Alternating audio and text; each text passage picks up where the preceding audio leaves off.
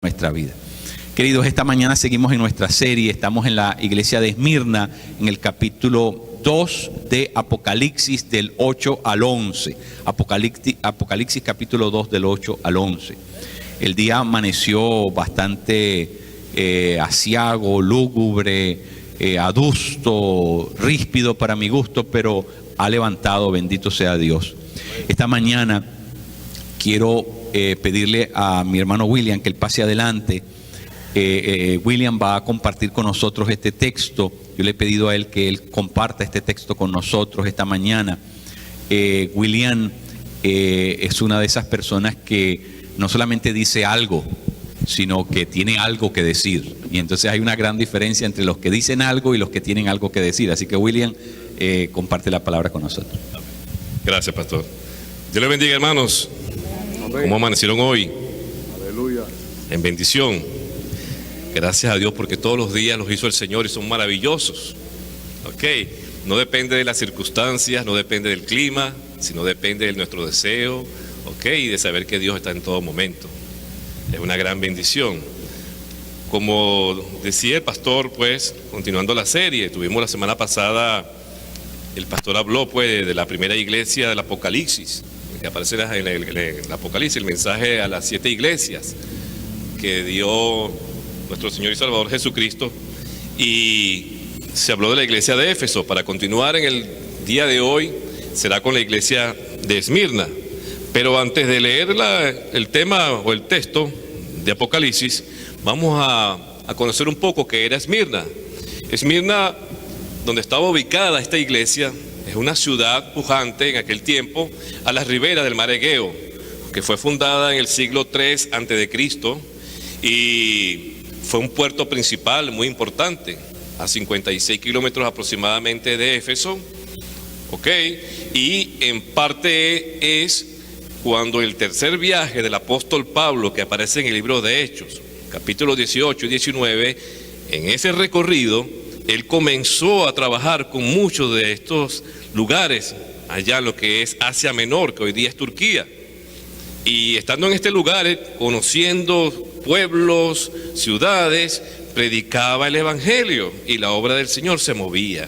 Ok, y de allí ya establecida esta iglesia, aproximadamente en el mensaje, en la revelación de Juan, en el Apocalipsis, que data de aproximadamente el año 82 al año 96 de nuestra era, es cuando se escribe el libro del Apocalipsis.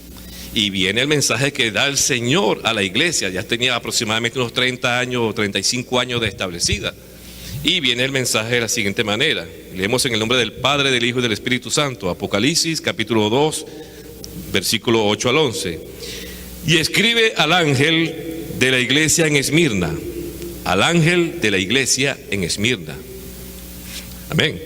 El primero y el postrero, el que estuvo muerto y vivió, dice esto: yo conozco tus obras y tu tribulación y tu pobreza, pero tú eres rico, y la blasfemia de los que se dicen ser judíos y no lo son, sino sinagoga de Satanás. No temas en nada lo que vas a padecer. He aquí, el diablo echará a alguno de vosotros en la cárcel para que seáis probados. Una prueba. Y tendréis tribulación por 10 días. Sé fiel hasta la muerte, y yo te daré la corona de la vida. El que tiene oído, oiga lo que el Espíritu dice a las iglesias. El que venciere no sufrirá daño de la muerte segunda. Que el Señor bendiga su palabra. Esta visión de Juan, como le decía, acerca de las 7 iglesias, coincide con un paralelismo en cuanto a la vida del apóstol Pablo, porque precisamente tiene que ver con aquel deseo, aquella pasión, aquel mover que estaba en el corazón del apóstol Pablo por la salvación de aquellos que se estaban perdiendo y no conocían del evangelio.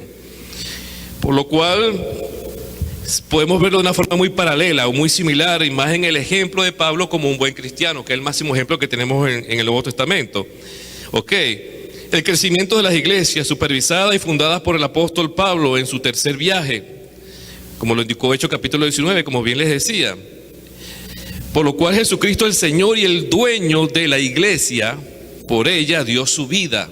Por lo tanto, exhorta a la iglesia en cuanto a su proceder y estilo de vida. Esto es importante, amados, porque la iglesia es del Señor Jesucristo. Pone responsabilidad, pone ministro responsable, un pastor responsable, como el ángel de la iglesia. Por eso es que le está hablando al ángel de la iglesia. Le vimos allí en el primer versículo, el versículo 8. Pero muestra realmente lo que él desea. Viene a corregir, muestra en estos textos cómo él comienza a corregir las dificultades de la iglesia y también da palabra de ánimo y aprobación a los que andan en un buen funcionamiento en la iglesia. ¿Por qué? Porque Él es el dueño de la iglesia, dio su vida por ella, derramó su sangre preciosa por ella. Amén. Nuestro Señor Jesucristo, en la visión de Juan, exhorta, como le decía, a la iglesia con el modelo de 7 de ellas. Quiere corregirlas antes de su venida y toca el pecado, así como también elogia el buen proceder de sus siervos. En el mensaje Esmirna expresa: yo conozco tus obras y tu tribulación y tu pobreza. Fíjense ustedes, nos conoce a cada uno de nosotros. Conoce tus luchas, conoce tus pruebas, conoce tu tribulación, tus angustias. Y en aquel momento, como lo podemos ver también en el libro de los Hechos, Pablo estaba pasando por todas estas circunstancias. Esto se conjuga en concordancia en los versículos 8 al 12 del capítulo 19 de Hechos. Allí podemos notar el fuego y el avivamiento del Espíritu Santo en Pablo y a los que le seguían, como muchos que creyeron en el mensaje y por ello son guiados por Dios a fundar las iglesias en esos sectores del Asia Menor, hoy día Turquía, donde se incluye sin duda a Esmirna, esta ciudad que hoy día sigue. Esmirna inclusive hoy día sigue siendo una ciudad moderna y refleja dentro de su cultura, cuando al turismo, refleja todo lo que es la condición pagana de aquel tiempo. Totalmente el mundo griego de aquel entonces mostraba mucho paganismo, y no solamente eso, sino también la perversión, la perversidad. Usted viaja a estos lugares, estas ciudades hoy día, y ahí comienza a notar y a ver cómo son exhibidos las imágenes de lo que era toda la perversión que se vivía en aquellos momentos. Y lo ven ellos como parte de la cultura que existió. Obviamente, e incluso la adoración, el paganismo a la diosa Cibeles. La diosa Cibeles, la que se adora en el mundo latino, como en España incluso, y en otras regiones como Astaró, Astarte. Y en el contexto latino es Cibeles. Esta diosa Cibeles, ellos celebraban la muerte en el invierno, así como en México, que se celebra el Día de los Muertos en el invierno, en noviembre. Ellos también lo hacían, y la vida en primavera. Esto es parte de todas estas celebraciones que tiene esta gente, y Pablo viene irrumpiendo ahora a hablarles de un Salvador, a hablarles de la salvación, a hablarle de la fe en Cristo Jesús, aquel que murió y resucitó por sus pecados. Tremendo conflicto en la vida de Pablo y tremenda irrupción a la cultura de un pueblo totalmente pagano. Solamente con el Espíritu Santo en su vida es que Pablo podía realizar esto y haber sido enviado por el Espíritu Santo. ¿Cuántos les gustaría ser enviado por el Espíritu Santo a hacer la obra de Dios? Amén. Sin Él no podemos hacer absolutamente nada. ¿Ok? Y podemos notar entonces este trabajo fervoroso por las almas, el trabajo incesante en los versículos 11 y 12 del libro de los Hechos, cuando dice de la siguiente manera, en el libro de los Hechos capítulo 11 y 12, dice así: y Dios hacía milagros extraordinarios por mano de Pablo, de tal manera que incluso llevaban pañuelos o delantales de su cuerpo, del cuerpo de Pablo, a los enfermos, y las enfermedades los dejaba y los malos espíritus se iban de ellos. Imagínense usted, cuando realmente tenemos la conciencia por las almas, el deseo, la pasión para que aquellos también conozcan de Cristo Jesús. Algo que necesita la iglesia de hoy día y que necesitamos cada uno de nosotros es eso: pasión por las almas, el deseo de que la gente no se pierda, de que la gente conozca a Cristo Jesús, de que la gente entre en una comunión con Dios, comience realmente a vivir, y a entender lo que es el mensaje de Cristo Jesús en nuestras vidas. Esa llenura espiritual que es la que nos eleva y nos deja ver ese camino de lo cual podemos pensar que es imposible, pero sí es posible cuando estamos en las manos de Dios. Amén. Hacían milagros extraordinarios. Inclusive Pablo, por favor, como no puedes ir para allá y estás muy ocupado, entonces manda tu toalla o manda tu pañuelo, y Pablo lo daba y allá se sanaba aquel, o era liberado, imagínese usted. Sé que eso ha sucedido también hoy día con muchos siervos del Señor, pero eso debería ser, digamos, el común denominador, no el corto ni poco denominador. Debería ser lo que sucediera cada vez más y más, ¿verdad?, en el seno del pueblo de Dios. Pablo estaba pasando siempre por muchos períodos de tribulación por causa del Evangelio, pobreza, murmuraciones, calumnias, y por supuesto es presentado en la iglesia de Esmirna en Apocalipsis como la obra de Satanás en los versículos 9, así como lo dice, la sinagoga de Satanás, e inclusive el versículo 10, como he aquí el diablo echará a algunos de vosotros en la cárcel para que sean probados.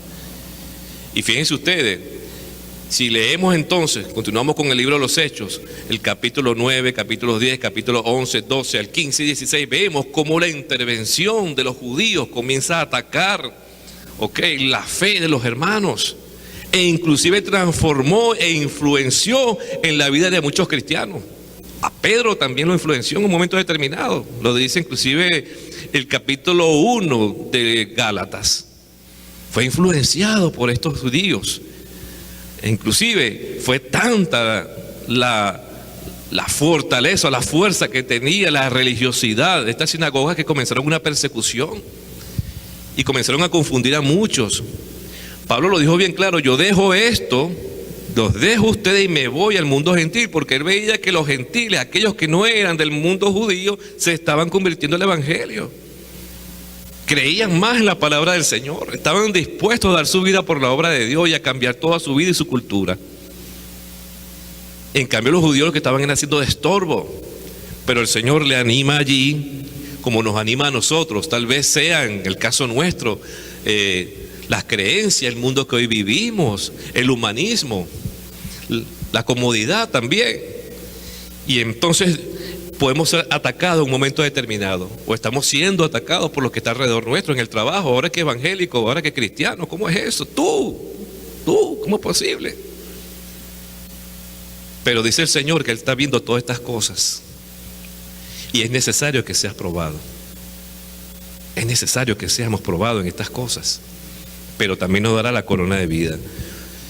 Y dice inclusive en el versículo 10 del capítulo 2 de Apocalipsis, versículo 10, he aquí el diablo echará a alguno de vosotros en la cárcel para que seáis probados y tendréis tribulación por 10 días. Así lo indica.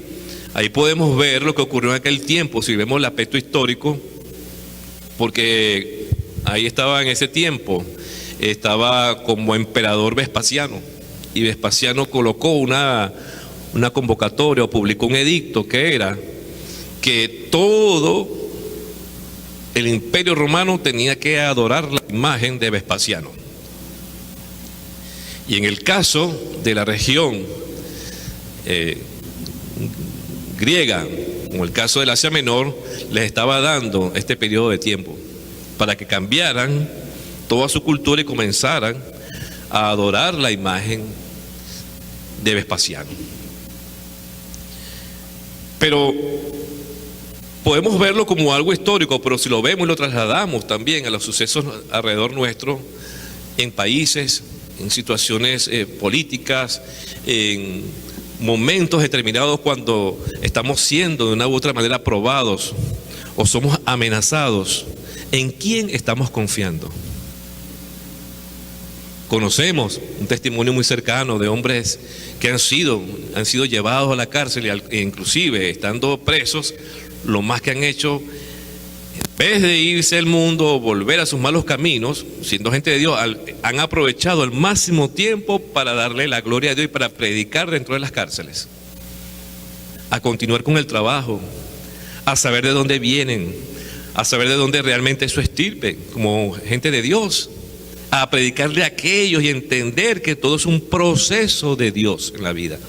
Es un proceso. Tal vez el proceso suyo no sea el de una cárcel, tal vez sea el hogar, la familia, tal vez sea una enfermedad, tal vez sea la economía, tal vez sea, qué sé yo, tantas cosas, pero es parte del proceso de nuestras vidas.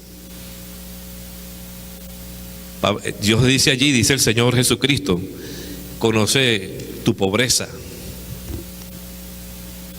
Ahora, podemos pensar, si conoce la pobreza, ¿por qué la permite? Si sabe que estoy pobre y necesito, ¿por qué me da otras cosas y no me da realmente la parte económica? Pues porque tal vez ahí está sembrado nuestro corazón y tal vez eso pueda detener el trabajo a la obra que Él me mandó. Por eso es, amado hermano, un tiempo que todavía estamos iniciando este año, un tiempo de concientizar nuestro papel como cristianos, concientizar nuestro papel como gente de Dios, concientizar nuestra vida, para lo cual el Señor nos ha llamado a cada uno de nosotros. No es el dinero, olvídese de eso. Si le da gloria a Dios, si no le da también. ¿Cómo vivía Pablo? ¿De qué vivía Pablo? ¿Cómo hacía Pablo la obra de Dios? Por medio de las colectas que recibía. Recibían colectas y hacían, levantaban ofrendas y de eso, y hacía su camino, no lo detenía nada. Cuando podía trabajar, trabajaba haciendo cestas, haciendo tiendas de campaña. Y cuando no, simplemente, seguía adelante. Él sabía cuál era su meta. Estaba claro cuál era el premio que iba a ganar al final de la vida. Estaba clarito lo que quería y cuál era el objetivo a lo cual Dios lo había enviado. Después de ese gran encuentro que estuvo allá en el camino cuando fue tumbado y cayó al suelo y tuvo ese encuentro con Jesús, desde ese momento él supo cuál era el rumbo de su vida. A lo mejor tendremos que ser tumbados de comodidad para poder encontrarnos con Dios. Amén. Y es una de las maneras pues en que Dios pueda trabajar en la vida del ser humano. Mientras estemos de una u otra manera tranquilos o estemos cómodos, tal vez no podamos ver el alcance de la obra de Dios. Ojalá que mientras estemos cómodos también sirvamos al Señor. Eso Dios lo desea. Había gente también de la iglesia de Dios en ese tiempo. Habían siervas de Dios que ayudaban a la obra de Dios en ese momento. Y estaban cómodos, pero sabían el propósito de lo que tenían y para qué lo tenían. Para bendecir la obra del Señor. Amén. Esto es muy importante. Capítulo 18 de 18:6. Cuando Silas, eso es en el libro de los Hechos, cuando Silas y Timoteo descendieron de Macedonia, Pablo se dedicaba por completo a la predicación de la palabra, testificando solemnemente, es decir, les hablaba en su propio entender, les hablaba con mucho cuidado, sutilmente, a los judíos que Jesús era el Cristo. Pero cuando ellos se le opusieron y blasfemaron, él sacudió sus ropas y les dijo lo siguiente: vuestra sangre sea sobre vuestra cabeza. En 2 palabras, no me calo más esto. Ok. Haya ustedes su responsabilidad con Dios. Yo soy limpio, desde ahora me iré a los gentiles, a los extranjeros, y donde incluso creyentes judíos fueron influenciados al judaísmo, como le decía, o a la religiosidad de ese tiempo. Eso podemos verlo. Amén. Eso podemos verlo en los capítulos 14, 15 y 16, como le decían en todos los libros de los Hechos. Lo podemos ver, cómo va el trascender de la iglesia, la obra de Dios. Cuidado, amados, con los religiosos y aquellos que desvían la verdad del evangelio con palabras motivadoras y fórmulas humanistas que no tienen nada que ver con la sana y santa enseñanza de la doctrina bíblica. Tengan cuidado con eso. Con lo que oyen por allí te va a ir bien, no te preocupes. Dios es el dueño de la plata y el oro, te va a dar todo. Y sí, ¿por qué no es verdad? Pero cuidado con esa sutileza. Porque la palabra es clara, vengo a traer espada, dijo Jesucristo. Por causa del Evangelio, Él viene a traer una división, porque lo primordial y lo principal de nuestra vida es el Evangelio del Señor Jesucristo, la salvación, el arrepentimiento. Cuidado con lo que escuchamos por ahí en los canales muchas veces. Cuidado que no esté ajustado con la sana enseñanza de la doctrina bíblica. La doctrina bíblica, que es la que nos guía realmente a cuál es el camino y el fundamento de la fe cristiana. Esto es muy importante, amados míos. Si leemos los libros de los Hechos, entonces, el capítulo 9 de la conversión de Pablo, hasta el final de este libro de los Hechos, notamos los constantes sufrimientos y padecimientos en su vida. Así como ustedes y yo podemos estar padeciendo situaciones graves, extrañas, o dirá usted, esto solo me pasa ahora que estoy en Cristo. Yo antes, cuando estaba en Cristo, no sufría nada de estas cosas, dirá usted. Ahora que estoy en el Señor, bueno, pues se me vino el mundo encima. Y si leemos precisamente allí, en el libro de los Hechos, bueno, la comodidad, la alcurnia que vivía el apóstol Pablo. ¡Wow! Fariseo de fariseos. Ciudadanía romana. Oh, el hombre tenía la ciudadanía gringa, qué increíble, ¿no? Extraordinario, lo máximo para aquel tiempo, la ciudadanía romana. ¿Quién se metía con él? Nadie. Los ejércitos respetaban a los ciudadanos romanos. Pero mire, todo fue cambiado en la vida de él para alcanzar a Cristo Jesús. Esto es maravilloso. El Señor reconoce la pobreza, la escasez, como le decía, pero Él es rico. Sí, mi hermano y hermana, tú y yo somos ricos, ricos en gracia, ricos en el amor, porque primeramente tenemos una herencia gloriosa en los cielos. Esa es nuestra mayor riqueza.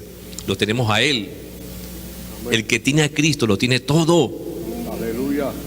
El que tiene a Cristo lo tiene todo. Amén. Por encima de cualquier situación o padecimiento. Usted lo tiene todo. Y el que no se ha dado cuenta que lo tiene, piensen un poquito que lo tiene todo. Al tenerlo Él lo tenemos todo. Y si analizamos un poco la trayectoria de nuestra vida, de nuestras vidas, podemos notar de cuántas situaciones nos ha guardado, de cuántas situaciones nos ha salvado, cuántas cosas nos ha provisto, de cuántas cosas nos ha librado. Nos da la fuerza y el poder contra todos aquellos que se levantan en contra nuestra. El poder del Espíritu Santo. Tenemos la oración para romper fortalezas, el ayuno, las disciplinas espirituales para seguir adelante. Pero quiero decirte algo para que lo medites en tu corazón en los próximos días. Busquemos el poder del Espíritu Santo, busquemos su llenura, tengamos pasión por las almas, por los que se pierden. Cuando le pidas al Señor que te ponga misericordia y compasión por las almas, comenzarás a sentir en tu corazón ese fuego y esas ganas de llevar la palabra de Dios a tus amigos, a tus vecinos, a tu familia. Y lo demás lo hará el Espíritu Santo. Recuerda los versículos 11 y 12 del capítulo 19 de Hechos, como era utilizado Pablo para sanidad y liberación, hasta con su propia indumentaria. Cuando el Señor ve el deseo nuestro y ve la pasión por las almas, el dolor por las almas, wow, Él como que abre allí parte de su propio corazón para llevarlo a usted a que ore y le predique el evangelio a esas almas. Pídale las estrategias al Señor. Yo estoy asombrado con una persona en Venezuela. Una vez he hablado de ella, no recuerdo si hablé de ella a alguien. Una sierva del Señor increíble, una mujer de Dios, que a ella le gustaba evangelizar repartiendo tratados, simplemente tratados. Y comenzó a orar, a buscar de Dios. Y a pedirle al Señor que cómo hacía, porque ella sentía algo que se le movía dentro de ella por la gente que se está perdiendo. Le gustaba ir mucho a un lugar allá que se llama Migas, café, y se sentaba a tomarse un café y viene la idea del Espíritu Santo en su vida: háblale de mí. ¿Cómo le hablo de ti a esta gente, Señor? Ok, comenzó a orar: Señor, voy ahí a este lugar, ¿qué vas a hacer allí? Yo no sé. Y comenzó a orar y a orar por Migas, y a orar por la gente de Migas de ese lugar. Llegó un día y se sentó a leer el periódico en la mañana y pidió un café. Se lo trajeron, saludó a la gente. O el siguiente día hizo lo mismo. Al tercer día fue con la Biblia. Y ya la persona que la atendía la veía. Ok. Al cuarto día fue también con la Biblia. Hasta que la persona le preguntó: ¿y usted lee la Biblia? Sí, yo la leo. ¿Tú la conoces? Bueno, algo me han dicho por allí, no sé, pero me extraño que usted está leyendo la Biblia. ¿Te gustaría saber de ella? Bueno, lo que pasa es que yo trabajo todo el día. Bueno, pero ¿cuál es tu horario libre? Bueno, de 1 a 2 de la tarde. ¿Tienes media hora? Sí, media hora.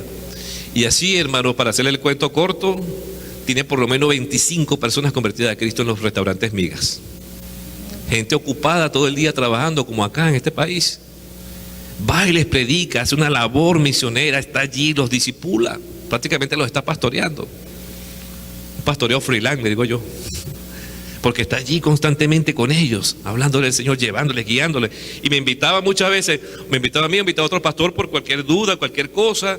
Bueno, le presento a los hermanos, estos son los que me respaldan en oración, los que están conmigo, vamos a hablar. Yo les preguntaba con ellos, estaba con ellos, les daba un respaldo espiritual. Y así expandió su ministerio a tal punto que los gerentes del restaurante veían cómo el personal llegaba temprano, habían dejado las malas palabras, hacían bien su trabajo y sabían que era por la hermana que los visitaba y les predicaba la palabra y los supervisaba. Y cuando llegaba, los gerentes le decían: hermana, no se preocupe, ¿qué desea usted? ¿Quiere un café? ¿Quiere una comida? ¿Qué desea usted? Mientras usted está aquí, esta gente me trabaja bien, esta gente funciona. ¿Se dan cuenta? ¿Se da cuenta la obra del Señor como en la vida de los seres humanos? Y cuántas cosas nosotros podemos realmente hacer y seguir haciendo para la gloria de Dios si pedimos una estrategia. Y llevó su programa de discipulado allá después a cada uno de la gente y duró como un año y tanto. Y después de allí a una iglesia local. Y después cada uno fue a su iglesia local. Y sigue todavía trabajando con esta gente, con este lugar. Dice: no puedo más porque ya con esto es suficiente. Va a 4 o 5 restaurantes de Migas para poder predicar el evangelio y seguir discipulando a todas estas personas. Esto es glorioso. Es maravilloso, es deseo, pasión por las almas. Y Dios abre la puerta, extiende la brecha, coloca el deseo y coloca el fuego y el poder para hacer la obra. Amén. ¿Cuántos quisieran eso? Amén. Amén. Gloria a Dios. Amén. El Señor reconoce la pobreza, pero Él está contigo y está conmigo. Amén. Da las fuerzas. Ok. Tengamos pasión por esas almas, por los que se pierden. Amén. Esto es muy importante. En el versículo 10, en el mensaje a las iglesias, a la iglesia de Esmirna, nos consuela el Señor Jesucristo diciendo: no temas en nada lo que vas a padecer. He aquí el diablo echará a algunos de vosotros en la cárcel para que seáis probados y tentados, como lo leímos anteriormente. Ok. Y aún en las circunstancias más difíciles, en las circunstancias peores que usted puede vivir, ahí está la mano de Dios. Amén. Algo está probando y algo le está demostrando a aquellos. Con el caso de Pablo se lo demostró inclusive a los reyes, al emperador mismo. Pero bueno, ¿quién es este?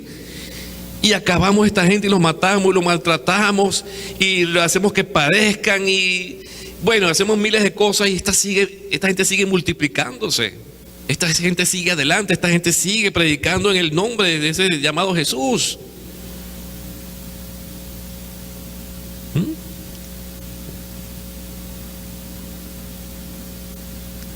Tal vez pensamos que la época de gracia que estamos viviendo la época de la gracia, es una época muy cómoda. Pero en los próximos tiempos, en los próximos días, hermanos, vamos a ver situaciones muy fuertes. porque el encuentro con el Señor está muy cerca. El Señor está muy cerca por llegar por su iglesia. Y para que llegue ese momento tenemos que ser pulidos, estar firmes, pulidos como se bruñe el oro. Quitarle todas las impurezas para estar entonces puros delante del Señor. Esto es una reflexión. Por eso es que hay que capacitarnos. Tenemos que aprender cada día más. Capacitarnos para servir bien a Dios y hacerlo antes de que vengan días que ni predicar podamos. Y solo lo que usted ha atesorado y servido al Señor será su única porción para mantenerse firme donde quiera que usted esté. Tal vez sea en su casa, en un lugar común y hasta en una cueva, pero solo prevalecerá en usted la santa enseñanza de la palabra de Dios y la doctrina de Jesucristo. El mundo está cada día vuelto al revés. Vemos cómo se expande cada día más los musulmanes, el islamismo, y quiere de una u otra manera imponer su mundo y sus ideas. Y lo que nunca pensamos que iba a suceder en países del sur, o como en Venezuela, y está sucediendo y va a suceder, también en cualquier momento puede suceder aquí donde quiera que usted esté. Ahora, ¿qué atesora usted en su vida? ¿Qué atesora en su mente? ¿Qué atesora en su corazón? ¿Qué atesora en su alma? ¿Qué atesora en sus pensamientos? La palabra de Dios, la vida de Dios. ¿Quién sabe qué? Perdí todo, ay, me pongo a llorar o quiero la muerte porque perdí todo. Entonces nunca lo tuve a Él. Nunca tuve un encuentro con el Señor. Es importantísimo reflexionar en eso. Para terminar, lo hacemos con el versículo 11 del capítulo 2 de Apocalipsis. El que tiene oído, oiga lo que el Espíritu dice a las iglesias. El que venciere no sufrirá daño en la segunda muerte. El que tenga oído, es decir, presta mucha atención a lo que estoy diciendo, dice Jesucristo. Mantente alerta, dice Jesucristo. Escúchame, dice Cristo. Pon oído a lo que te indica el Espíritu Santo.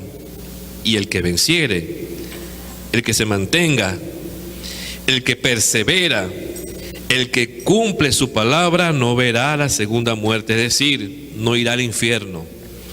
La primera muerte es precisamente estar alejado de Dios, haber muerto sin Cristo o haber muerto en pecados. El no haber sido salvo, y la segunda muerte es ser arrojado en el infierno. Esa es la segunda muerte.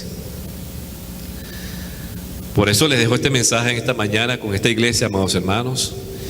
Y quiero orar por ustedes. Cierren sus ojos allí donde están un momento para hacer una oración. Padre, te damos las gracias en esta mañana, Señor Dios, porque eres santo y eres grande y eres bueno. Gracias, papá. Dios mío, llénanos cada vez más de tu Espíritu, Señor. Aleluya. Trata con nuestras vidas, oh Dios. Tú conoces a cada uno de nosotros, Señor.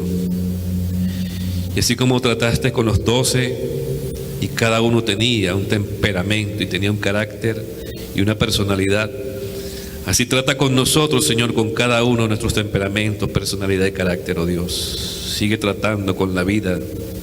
Sigue tratando, Señor, con nuestra alma. Sigue tratando, Señor, con las pasiones nuestras.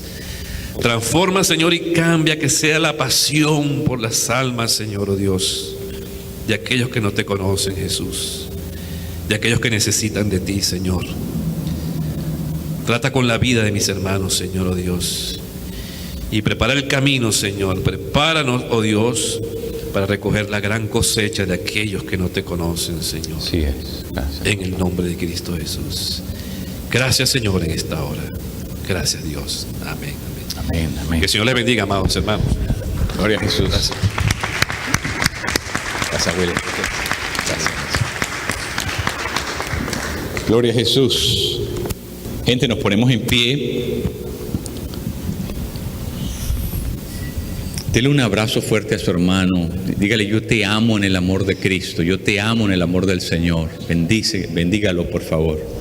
Nuestra vida. ¿Verdad? Porque todo esto lo estamos estudiando en el contexto del discipulado. como discípulos, tenemos que entender que eso viene, es inevitable. Dios va a pasarnos el papel de lija, porque ese papel de lija que es doloroso, va a ir tumbando lo que nos sirve y nos va a dejar, ¿verdad?, con un acabado perfecto. Dios es maravilloso porque en medio de las pruebas nos está perfeccionando. Así que tremendo mensaje, ¿verdad?, que el Señor le manda a la iglesia de Esmirna y que el hermano William nos ha compartido.